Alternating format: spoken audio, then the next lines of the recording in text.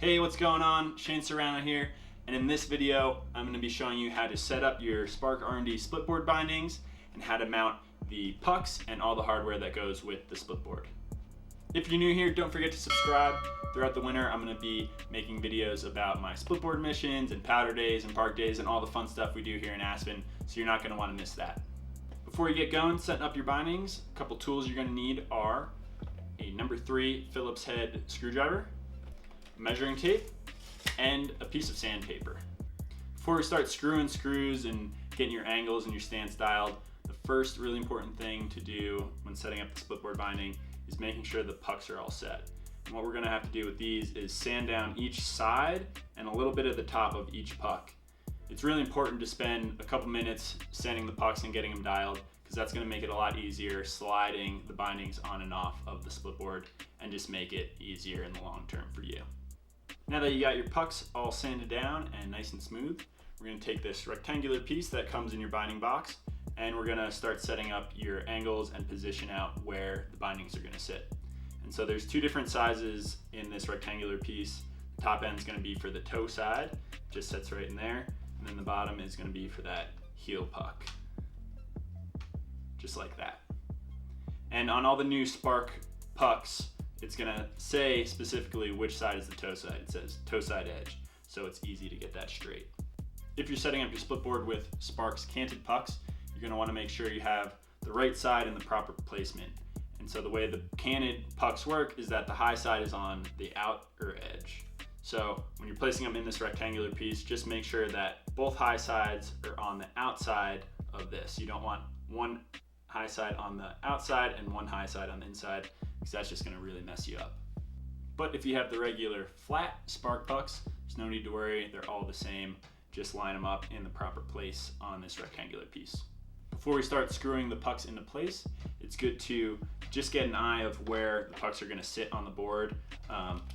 If you know the width of your stance, you're going to take your measuring tape out and kind of just measure out on the insert packs the width that you want. I'm going to set this board up at 22.5 inches wide. So I know that I'm going to start at about the third screw hole in on both of these bindings. For measuring the width of these pucks, you're going to start at the center and measure from the center of one to the center of the next. Now that I know where the binding is going to sit, I'm going to take these metal plates, look at the angles that I'm looking for, and line that line up with this center hole. You do have room to adjust for toe and heel drag like this, but for now we're just going to set it up right in the center. On this binding, I'm going to set it up at a 15-degree angle. So I line up that 15-degree mark right with that center hole. So the way I like to set it up is by setting up with just the first plate in and slightly screwing it in. I'm going to place it back at the width that I would like at 22.5 inches, which is right about there. And now I'm just going to screw in the top two screws just lightly, so I will be able to adjust this and make sure I have the proper angle and width that I want. So just a little bit on that one, a little bit on this one. And now that's just in a little bit, I can still move it to make sure I have that proper width, and I can line up my bottom angle as well. Now you can take your bottom plate and line it up with that same angle number as the top. On this one we're doing 15. Like I mentioned, you kind of, where it's going to sit, you just line up where the holes are, which is why it's nice to screw in those top two at first.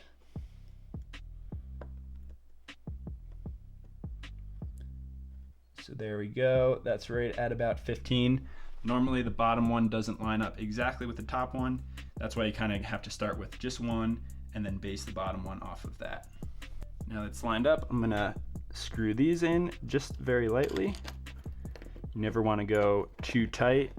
You wanna make sure everything's set before you tighten everything down to where it's gonna be screwed in forever. With these slots here, it's really easy to adjust your stance by sliding left or right, depending on if you want that exact width that you're looking for.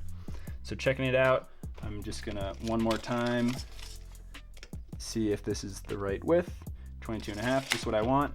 And everything's looking straight and dialed. So now I'm going to screw this in all the way in its final placement. So now that we're all tightened, we can take this rectangular piece off, and there you go, the pucks are all set up. One thing you're gonna wanna check for is that each puck is on each of its own ski, so that this one isn't overhanging on this ski and this one is not overhanging on this ski. Now that you have your pucks mounted, you're gonna take your binding, open up the toe, set it on its toe edge, and slide that binding right over the pucks. It should go in pretty easy. If these are brand new pucks and bindings, it might be a little bit of a push, so make sure it's on its toe edge and just push down on the toe edge. If it's really not going in, that means the pucks just are out of alignment and you're gonna have to kind of redo the process and make sure they're square. Aside from setting up the binding, one way you can tell they're square is that the rectangular piece kind of fits on and off really easy. You don't have to force it on, and it doesn't have to bend for you to put it on. Once those pucks are all on there, slide that binding into place and just make sure it looks like it lines up properly. You don't want the binding to be hanging off the edge of the board on the toe or on the heel. Kind of look down the nose of the board and just make sure it's centered on the width of the board. If it's not centered, you're just going to need to adjust where the metal plate sits in the plastic puck. So you might have to slide that up and down, and then you're just gonna have to kind of redo that process with the adjusted plates. To make it even easier to slide those new bindings on and off the pucks, one key tip that helps is if you take a lubricant like Tri-Flow and just put a little bit on a piece of paper towel and kind of coat the sides of the pucks a little bit on the top, and then you can also do the same thing on the inside of the binding where it slides onto the pucks. Now that we have the pucks mounted and your bindings all set, the last thing we have to do is mount the hardware that you will use when you are in ski mode going up the mountain. And the first really important thing to know is that there are 2 different size screws for each of these hardware pieces. For this back end that just uses 2 screws, it is going to be a shorter screw than the front triangular mounting shape that is a longer screw. And it's important to count these out, making sure that you have 6 screws for the front triangular mounting shape and 4 screws, 2 on each side, for the rear. If you switch these screws up and you end up putting the longer screw in the shallower insert, it's going to end up going through the board, damaging the board, and voiding the warranty. Once you have your screws sorted, you can just line these up. The triangle pattern on this matches the triangle holes here. The back end is just as easy. All you gotta do is make sure that this open U is facing towards the nose of the board this way. And there you go. That's everything you need to know about how to set up Spark bindings with the puck mounting system on a split board. If you have any questions or comments, drop them below in the description and I'll answer them right away. Otherwise, have fun out there, be safe. Make sure if you're going out in the backcountry, you have all your avalanche knowledge and gear, knowing how to use your gear and making sure that it works properly. The split board is the last step into getting in the backcountry. You have to know how to use your beacon, your probe, your shovel, and how to be able to rescue someone if that happens, while also being able to read snow conditions if it's safe enough to go out in the first place. Thanks again for watching. We'll see you in the next video. Peace.